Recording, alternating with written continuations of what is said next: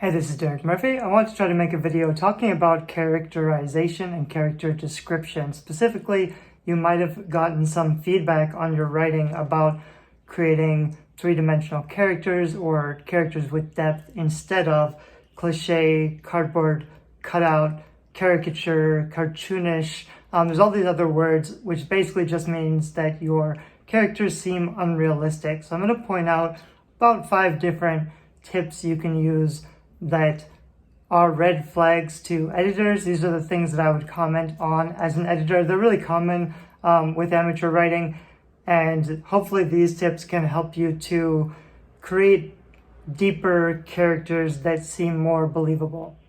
So the first tip is to focus on the difference, not the sameness. So if you're trying to introduce a character who is, a stereotypical girl next door or whatever, stereotypical teenage in her room, or a nurse or a doctor or whatever, you're probably going to fish into your brain for like the common stereotypes about that thing. It helps if you can be specific, if you can look at stock pictures or try to find an actual person. But even then, like the stock photos of a doctor or nurse are going to be societal's expectations about what that occupation looks like. It won't really be the actual experience of the people who are really doing those jobs. So when you're thinking about creating a character, an intriguing character, focus on what's different, not what's expected. So assume that your readers understand, the cliched version, the stereotypical version. If I just said there was a 15-year-old boy in his room, you're going to think of a bunch of stuff already. Same thing with a doctor or a teacher or whatever. It's a cliche if you include the stereotypical things you immediately associate with that experience, like a teacher with a chalkboard desk, and a chalkboard, or like an apple on the desk, or stack of books on the desk, or whatever. You may even be like, if you're my age, you might remember your high school days from 10 or 20 years ago, which may not be current experiences of a modern school. So some things like that you want to keep in mind, just like your first go-to image bank of reality is probably already going to be superficial. You want to look a little deeper, to make unique characters, you want to introduce what's different and unexpected that makes them unique from all of their peers or all the other people there. If you have a main character or side characters, probably there's going to be like everybody, and then there's going to be your characters, which you need to humanize by making them different, which you do by presenting their unique differences, whether these are flaws, whether these are hobbies or things that they're interested in or whatever. But like if you're going to describe going to school or going to work, he grabbed his briefcase and he grabbed his coffee, though that's a stereotype or a cliche, that's what any adult would do. You need to make it more unique and interesting by saying, the briefcase his son bought him after he went on his trip to Cambodia, or the home-brewed coffee that he prefers to Starbucks, or, something that's hints at personality and lifestyle more than just being innocuous details, which don't have any further meaning. As long as you're going to present scene description and items or objects, see if you can give them more meaning than just what's on the surface. If you present the surface, focus on the details, not just a cup of coffee. Focus on the, I'm the best dad of the world's greatest teacher coffee mug that's chipped from when, the dog knocked it off the table 5 years ago. Focus on specific differences in your scene. So the next one that's pretty common for side characters especially is that you give all your side characters a personality, but it's really flat. So maybe this one's introverted or this one's extroverted or whatever.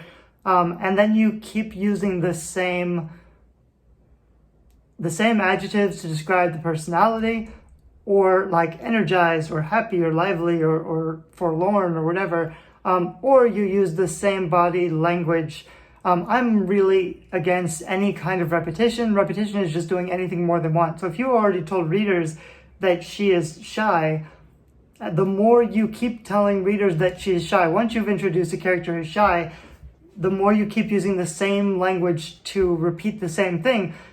You want all of your words to mean something, to be presenting new information. So when you're repeating, like, you can be deepening the personality by showing new things, but if you're repeating the same language to represent a personality that you've already introduced, that's kind of wasted space, and readers are going to get really frustrated with it because they already know this. You've already told them, especially when it's about body language. So if they have the same body language, and this is common in the first draft, where you're just like, even in the first draft, I might not have any body language, then I might go back and add some, and then I'll notice in my revision, I don't want to keep, if the character already did something and had one reaction, I don't want them to keep using the same reaction for everything, especially if these are actually passive, non-reaction things, like he looked at the table or he leaned against the wall, things that are, it's not something that is actually happening.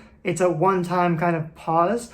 And then if you repeat it later, either by saying, she kept looking at the table, or she kept sweeping the floor, doing the dishes, is a little bit better. But even so, that's an activity that could last for a while. If it's an activity that just happens, they shouldn't keep doing it or repeating it. Or if they do, you don't need to say it again, because you've already left whatever picture you've put in readers' mind, it's going to stay there until you change it. So if you've said she's looking at the table, that's what they're going to be picturing until you give them something else. If you say she keeps looking at the table, that just isn't really necessary. It doesn't really add any new information in the context of the scene. So the continuation of the same response feels forced, even though that's maybe that's normal for her personality. The real danger is when you flip-flop between different things. So she's shy and forlorn, and then instantly, to emphasize a reaction, she swings the other way and has an outburst, or she looks up in surprise, or something really different, and then she switches back to her, previous shy, forlorn personality trait. It just seems unnatural or forced. Usually when you're presenting information that forces a change in your characters, you can have a reaction, but often it's done to the point of emphasis, where in the context of the scene, it's already subtle, like something's already happening. You can show that it matters in an interesting way to the characters, but if the response is exactly what it should be, or exactly what's expected based on the personality and based on the event, you're not saying anything new that readers won't immediately picture on their own. You're kind of providing too much information, which is another sign of repetition, which is something I try to steer away from. Another example of this, which is really common, especially in side characters or villains or large groups of people, is when you have, sometimes it's one or two, but if it's like a cliche or a cartoon villain, it can be two or three, or it can be like hordes, or it can be like the entire room. If you give everybody the exact same response, if you give more than one character the same response, it can feel really cartoon or unbelievable or cartoonish. So when the entire room, especially the more descriptive and specific the action, like when you give a action or a reaction, instead of you say they laughed, if you say they guffawed, or they slammed their palms on the table, or they cheered with laughter, things that you wouldn't say to describe the actions of a single person because it sounds kind of silly. If you give an entire group or a mob a particular response, it's not going to feel believable, because we don't see people reacting. We don't see groups of people reacting in mass like that with the exact same emotional outburst or response to an event. It's unlikely that a huge group of people even sees the thing. So for an author to assume that the entire audience of spectators is watching the scene and responds to it exactly the way that the author wants them to, it just feels forced and scripted.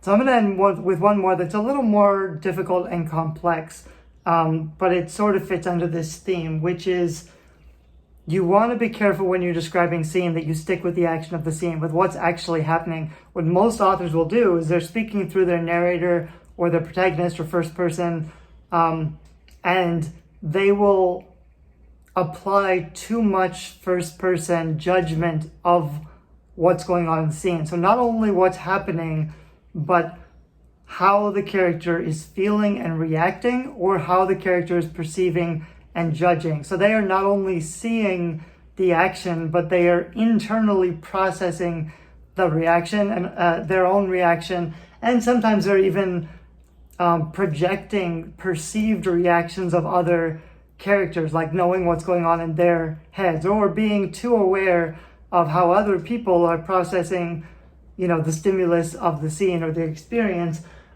which slows down the action of the scene. You want the action to happen, you want the scene to happen. Later, when they're out of the scene, when the conflict or action is resolved, they will be shaken up, they will be aware of their emotions, their feelings, but they really won't be thinking and processing. Later, once the scene is over, then they can have deeper insights. This is especially true when they're very deep, cutting, introspective insights about themselves or about other characters or other players. Those aren't going to happen mid-action scene. They're going to happen later upon reflection, once they've been given some space and time to really think about it. So what I said is unnecessarily large words is part of that. It depends on your narration style and your writing style, but if your main characters are using big fancy words to describe the action, then it feels like, rather than just showing what's happening on stage in the action in the context of the scene, it feels like the narrator is performing to the reader, where they're using a big vocabulary, whether this is indirectly the author or whether this is just the voice, the really strong narrative voice of your main character, who maybe likes to use fancy words, and that's fine. But in the context of the scene, when they're stopping the scene to describe the scene in fancy big words for their readers, it's like a performative act rather than presenting the scene. So this is the showing, don't telling thing that I'm sure you've heard about, and I have other videos about show, don't tell. But basically, if you are showing the scene, you're probably not going to use the big words. You want to use the simple words of what actually happened in the scene. Big words are a choice or a character trait. The bigger the word, if not everybody knows the word, then it's the main character or the author who has a big vocabulary and likes to show off the big vocabulary. But it can also just feel really unnatural and forced when you use words that you wouldn't use in a conversation. I would say he sat or he laughed. I wouldn't say he guffawed or he, his jaw dropped on the ground. Often a cliche is just overly dramatic caricatures of real responses. Real emotional responses are usually not so visual. So when you have very visual emotional responses from people, they will either feel fake because we don't see them in reality, or they will feel exaggerated, as in the author or the narrator is exaggerating the events for a specific audience. So guffawed is just the one that I have in my mind right now, but like laughed hysterically or shouted or gestured wildly or whatever is really big. Sometimes it's good to have physical action or drama, but often in real life it's more understated. So the bigger the physical reactions, even if you have big physical reactions, you want to try to avoid cliched responses or phrases and focus on actual, real, descriptive terms. The problem with cliche is that they're not really telling you what's happening in the scene, or they're not showing you what's happening in the scene. They're referring you to a scene that you have internalized from watching Looney Tunes or something, something that's over the top, steam was coming out of her ears, that kind of thing, where it's not true. It's not something you can see and witness and experience.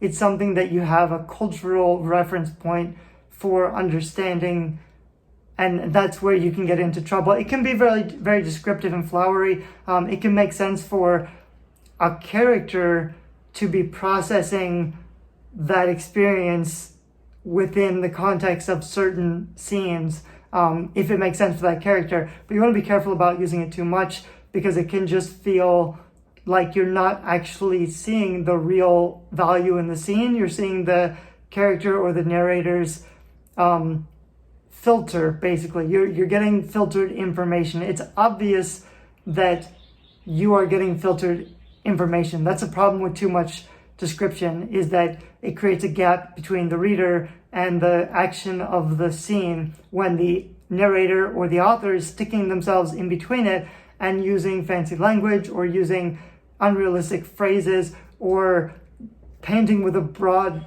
brush character reactions that don't feel natural or organic. Those are the things that I would watch out for. So I hope this video has been useful. Let me know if so in the comments or if you have any questions. Thanks. Bye-bye.